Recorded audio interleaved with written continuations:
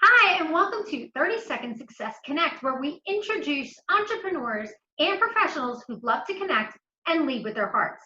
I'm Laura Templeton with 30 Second Success, and I am excited to introduce you today to a good friend, Brynne Tillman, who is the LinkedIn Whisperer and CEO of Social Sales Link. For over a decade, she has been teaching entrepreneurs, sales teams, and business leaders how to leverage LinkedIn for social selling. As a former sales trainer and professional producer, Brynne adopted all the traditional sales techniques and adapted them to the new digital world. She guides professionals to establish a thought leader and subject matter expert brand, find and engage the right targeted market, and leverage clients and networking partners for warm introductions into qualified buyers. In addition, Brynne is the author of the LinkedIn Sales Playbook and it's a tactical guide to social selling.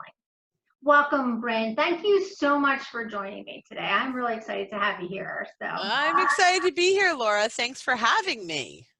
Thank you. Yeah, it's really exciting to share folks that I've known for a really long time and just spend time together. So it's really nice to have you here. And in fact, you and I were just talking about this is trying to figure out how we know each other, because we've known each other for well over 5 years.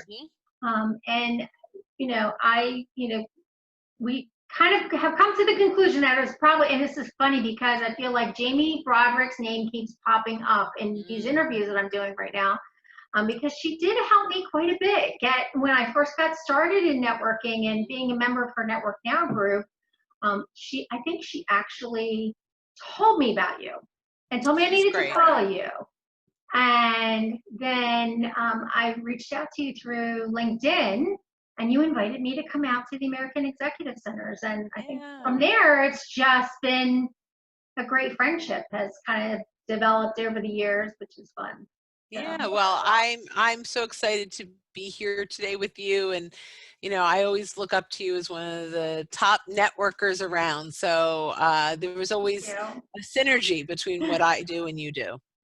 Absolutely, absolutely, and I love what you do. I am blown away. As a matter of fact, you did an amazing presentation this morning about LinkedIn, and I can't tell you how many different little tips that I had to immediately then go play with on LinkedIn. Oh, good. So I feel like anytime I'm able to just kind of jump into one of your trainings that you offer, I always learn something new. So thank you. I'm thrilled. I'm so glad.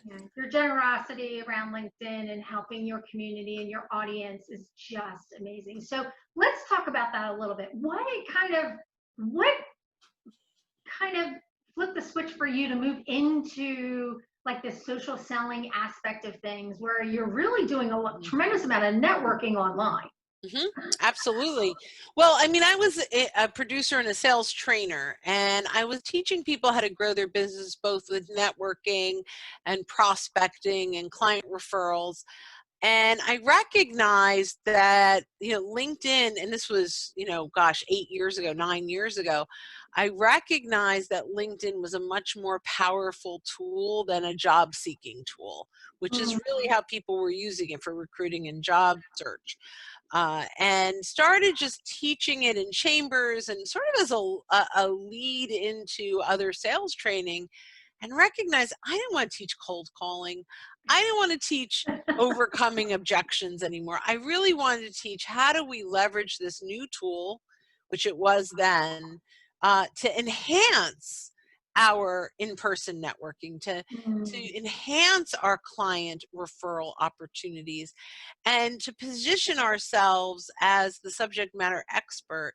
Because, LinkedIn has become, it started then and is now really our online footprint. And even if you are not actively leveraging LinkedIn, everyone you meet goes back and looks you up to connect with you after any networking meeting. And so you've got to be positioned well that, and earn the right for these people to want to have follow-up conversations with you. Yeah, and I love the fact that you say that you use it to enhance your networking, not replace, but enhance.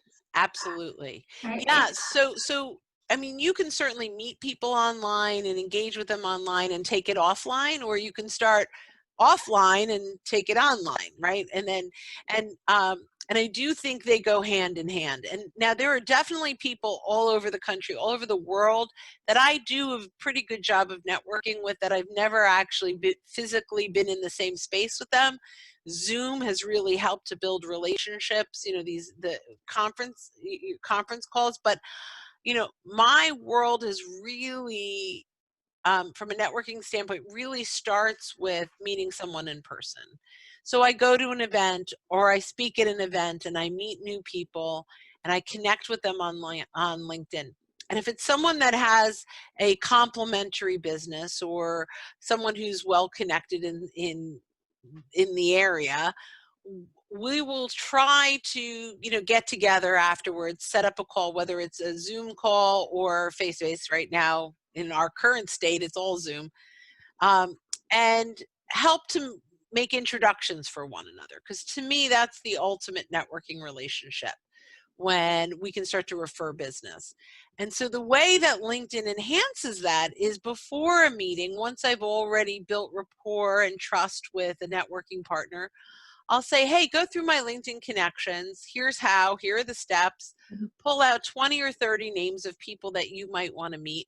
We'll review them when we're together. And after our meeting, I'll make, 4 or 5 strategic introductions. And they say, hey, you do the same, right? So we come with our list, we review the list, our top 5 that we think match what they're doing and would be a great connection. We leave making those introductions for one another. And so now those networking relationships become really powerful. It's not just who do you know, and then they have to think about it, but it's we're doing our homework in advance. And so by the time we bring them that list, it's really easy for them. They don't have to think too hard. And sometimes it spurs other thoughts of other people. But now they make this introduction and this new person is going to check you out. So it's really important that you've positioned yourself to earn the right to have the call. So just because you got the introduction doesn't guarantee you the conversation. Right. And so it takes, you want to convert your connections to conversations, but it takes content often to get there. And content starts with having your profile a resource, not a resume. So when they get there, they're learning, and you're spurring, kind of some ideas that are going through. You get them thinking differently or creating curiosity, so that when you do ask for that phone call or the Zoom call or the face-to-face meeting or whatever that might be, they already see the value in meeting with you. Mm-hmm. So that's sort of that alignment. Yeah, and a lot of that really comes from connecting with people and getting to know them, and that trust factor, right? Because again, it's a warm introduction. When somebody makes the effort to introduce you to someone, it's no longer a cold call. It's a warm introduction that really opens more doors, I think. But it's so funny because I remember when you invited me to look at your LinkedIn, and I was so new to business at that point in time. I was like, I don't know who to talk to. Yeah. I really didn't know who, but it was very eye-opening for me. I'm like, aha, this is a huge opportunity, because I hadn't really thought about specifically looking at your connections, in that respect. So that was very educational for me when you invited me to do that. And I think that's one of the value adds that you give to people when you connect with them, because you're not only are you inviting them to do that to make it easier for both of you to make introductions, but you're also teaching them how to use LinkedIn, right? Which is it's kind of like a door opener for you with your business. And I think a lot of people really benefit from that. And I am blown away by the generosity that you're so generous with all the information that you share. And I follow you, and I'm like, oh, she knows. If I have a LinkedIn question, I call Brynne. But Thank you. So let's talk a little bit about some of the networking that you do. You also do a tremendous amount of speaking as well. So talk a little bit about how important it is to connect with the folks when you are at an event where you might be the speaker. Well, so there are a couple ways to connect with people on mobile that are pretty cool.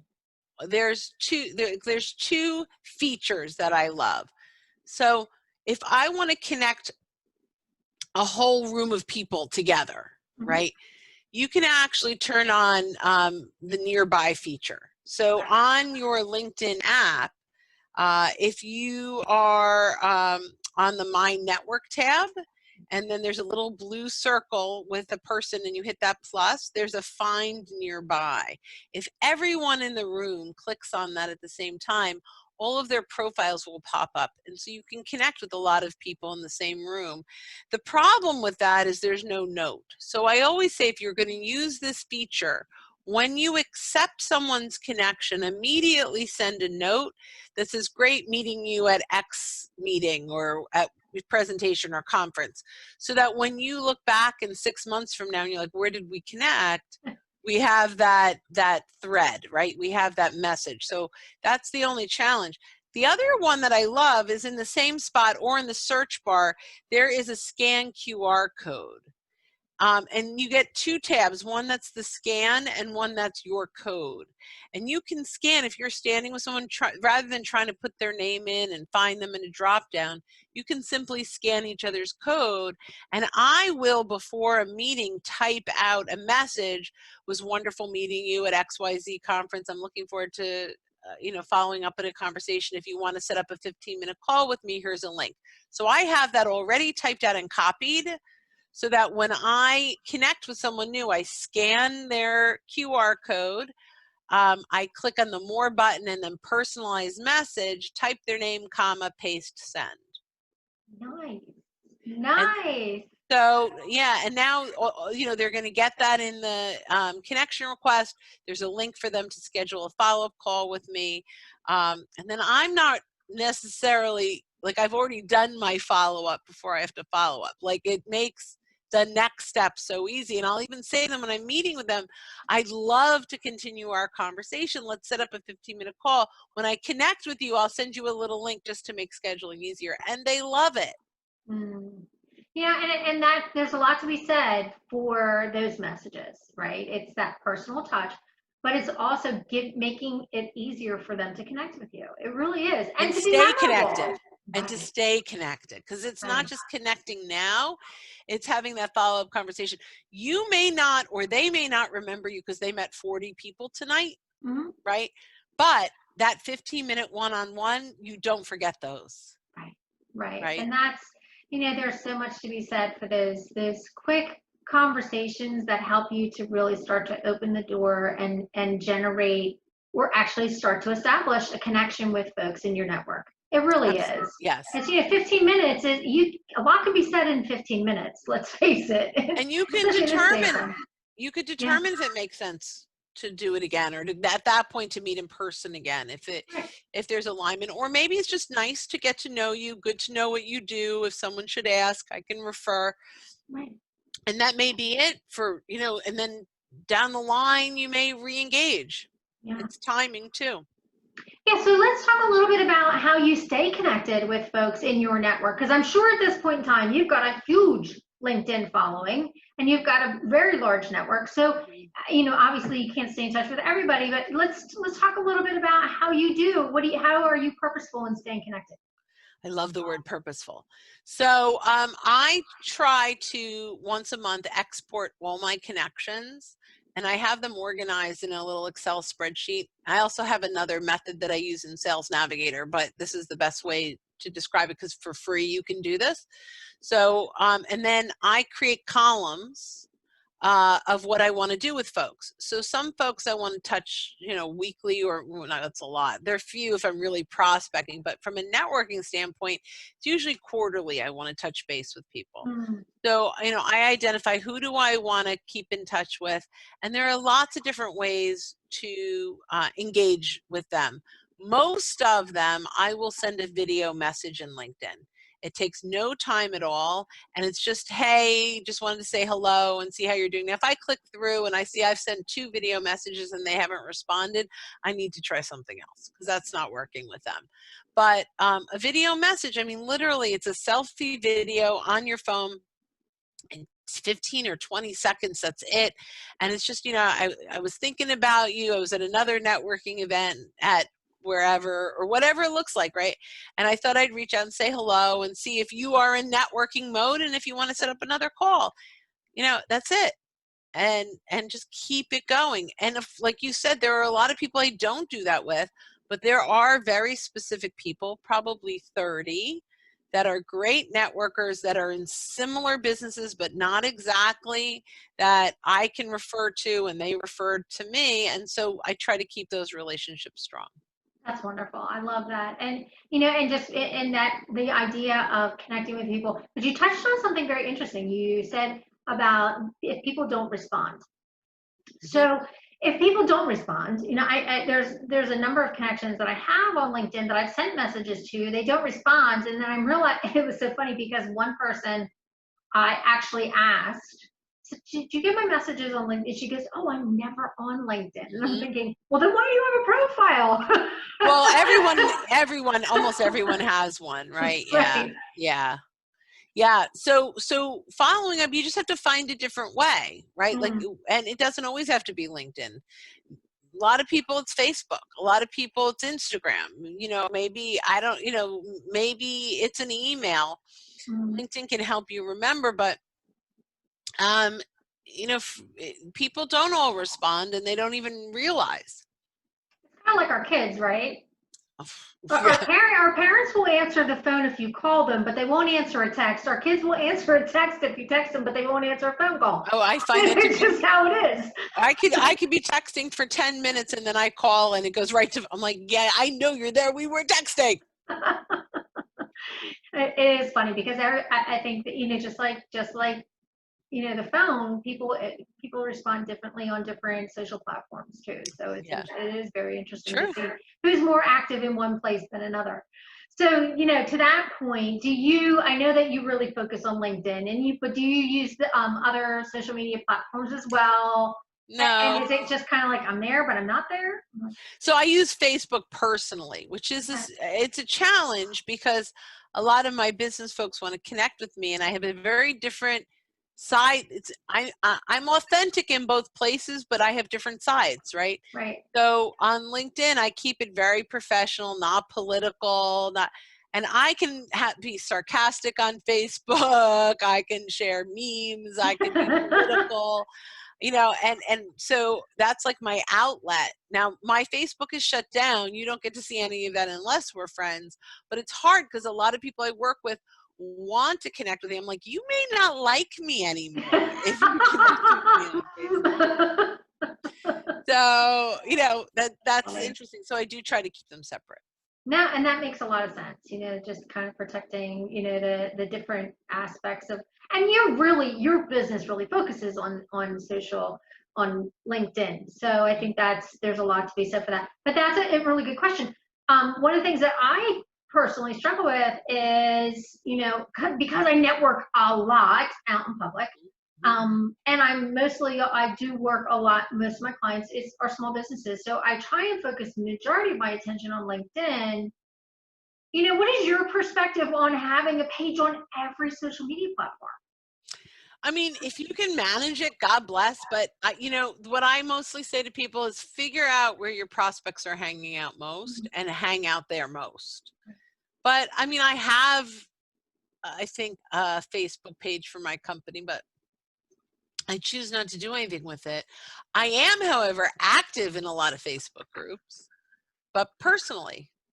So, with pain moms, right? Like that's, Yeah. But it's groups and it's personal groups that really yeah, kind of feed your soul, right? right. But you're active with LinkedIn groups as well, correct?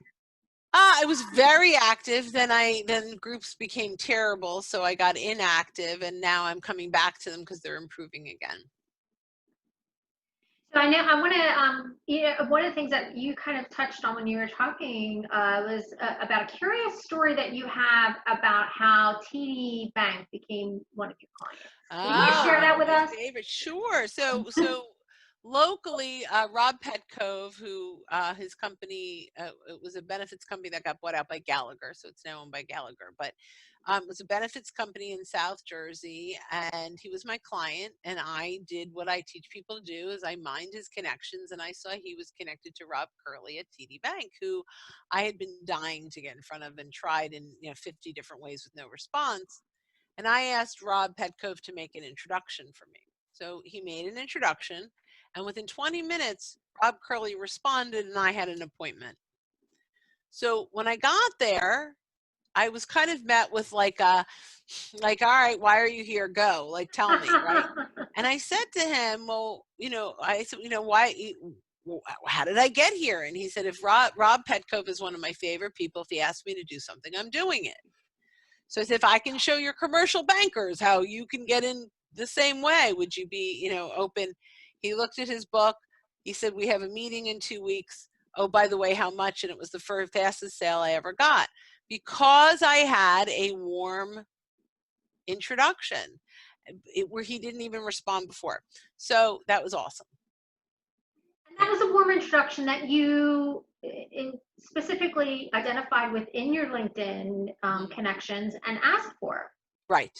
So there's value in getting to know people and then asking them for introductions. There really is. And including your clients, not just networking, but your clients are a huge opportunity there.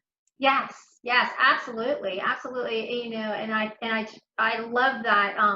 How often do we forget when we're connecting that we really need to love on our past clients as well. Somebody was just recently saying that they're starting to reach back out to a lot of their past clients and realizing that they're actually looking for more help. People are buying, no matter what people say. People are buying right now. That maybe not as much or maybe differently, but our economy, although has slowed some right now in this crisis, it has not stopped. There are a lot of companies that are doing okay.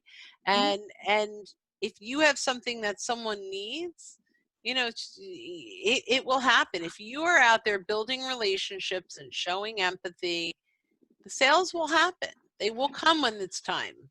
Absolutely.